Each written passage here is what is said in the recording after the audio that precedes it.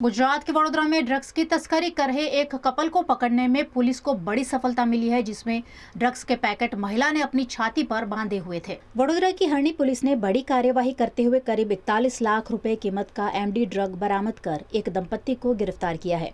दोनों आरोपी मध्य प्रदेश से स्कॉर्पियो कार में ड्रग लेकर अहमदाबाद सप्लाई करने जा रहे थे।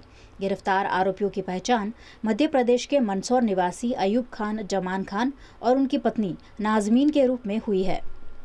पुलिस के अनुसार महिला ने 1 किलो से अधिक ड्रग्स के पैकेट अपने सीने से बांध रखे थे। पुलिस ने 1 किलो 396 ग्राम 710 मिलीग्राम मेफेड्रॉन, स्कॉर्पियो कार समेत 57.19 लाख रुपए का मुद्दामाल जब्त किया है। दोनों के खिलाफ एनडीपीएस एक्ट के तहत मामला दर्ज कर आगे की जांच और रिमांड की कार्यवाही की जा रही है। हस्बैंड वाइफ કારમાં હતા અને તેમની પાસેથી મેફેડ્રોન ડ્રગ્સ મળી આવેલું છે।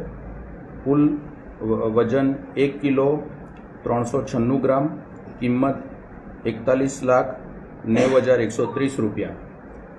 આ ડ્રગ્સ બાબતે તેઓ પાસે કોઈ કાયદેસરના કાગળો કે આધાર પુરાવા ન હોય અને બિલકુલ ગેરકાયદેસર આ ડ્રગ્સ હોય, જે એફએસએલની પ્રાથમિક તપાસણીમાં જાણવા મળેલ, જેથી બંને ઈસમોને ડિટેન કરી અને કાયદેસરની કાર્યવાહી કરવામાં આવેલ છે।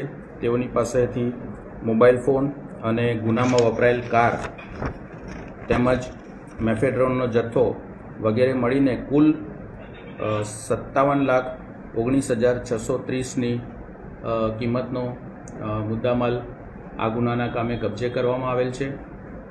બંને તોહમતદારને અટક કરવામાં આવેલ છે અને હરણી પોલીસ સ્ટેશન ખાતે એનડીપીએસ એક્ટની જોગવાઈઓ અંતર્ગત ગુનો દાખલ કરવામાં આવેલ છે।